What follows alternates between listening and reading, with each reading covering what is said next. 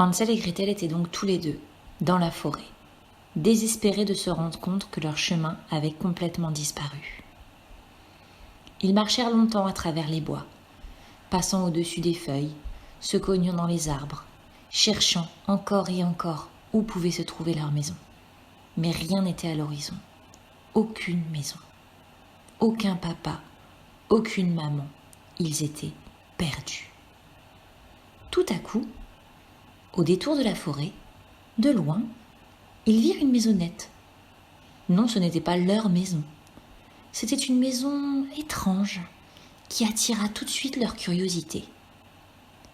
Ils se mirent d'accord pour marcher en direction de cette maison, en se disant que dans tous les cas, ils trouveraient quelqu'un à qui parler. En s'approchant de la maison, ils se rendirent compte qu'elle était magnifique. Ce n'était pas une maison habituelle, non, c'était une maison en pain d'épices. Et au-delà de ça, elle était constituée de plein de bonbons, de sucettes, de sucreries en tout genre. Hansel et Gretel étaient complètement estomaqués de voir autant de bonnes choses sur une maison. Évidemment, ils s'approchèrent encore plus près. Hansel et Gretel étaient deux petits gourmands, et je vous rappelle qu'ils n'avaient plus rien à manger depuis plusieurs jours. Ils se dirent qu'après tout, si ces bonbons étaient là, c'était pour les grignoter. Gretel attrapa une sucette et commença à la lécher. Hansel, c'est délicieux. Oh, j'avais oublié le goût du sucre. Hansel, lui, assis par terre, commença à grignoter un bonbon au chocolat. Oh là là, Gretel, tu as raison, c'est vraiment délicieux. Oh, tout ce sucre, mais cette maison est un vrai rêve. Gretel commença à faire le tour de la maison. Oh, Hansel, il y a même des sucettes sur le côté. Oh là là, cette maison est magnifique. Et Gretel commença à lécher le mur de la maison. Tout à coup, on entendit un bruit. Une jeune femme sortit de derrière la maison. Elle avait une énorme sucette à la main. « Qui donc ma maison lèche ?» dit-elle. « C'est le vent » répondirent Hansel et Gretel, bien occupés à grignoter.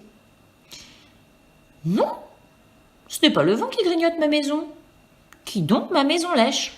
Qui êtes-vous ?»« Bonjour madame, nous sommes Hansel et Gretel. Nous sommes deux petits enfants et nous avons très faim. C'est pour ça que nous avons léché votre maison. »« Oh, aucun problème alors. Entrez mes mignons. » Hansel et Gretel n'avaient pas vu qu'elle avait un visage bizarre.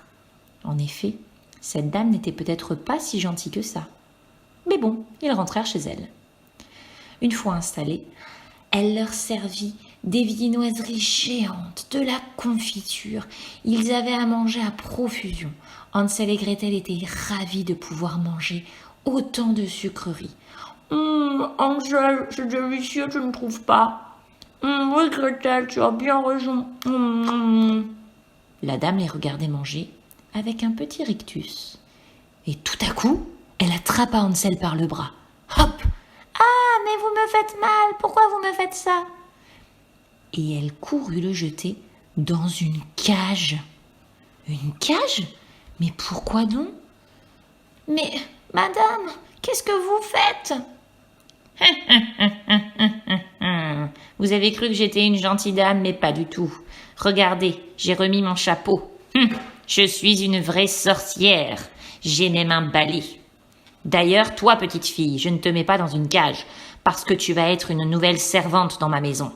Tu feras le ménage partout, tu ramasseras les miettes. Gretel attrapa le balai et commença à faire le ménage. Elle avait très très peur de cette vieille sorcière, qui était très impressionnante en fait de près. Et puis, tu ne feras pas que le ménage, tu feras aussi à manger. Alors Gretel commença à faire des plats divers et variés. Oui, car tu dois faire à manger pour engraisser ton frère.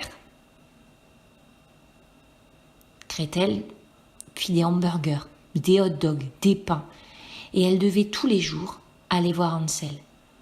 Hansel, tiens, ta ration quotidienne, il faut que tu manges. La sorcière veut que tu grossisses. Évidemment, la sorcière voulait que Hansel grossisse, qu'il ait des bras bien potelés pour qu'elle puisse ensuite le manger.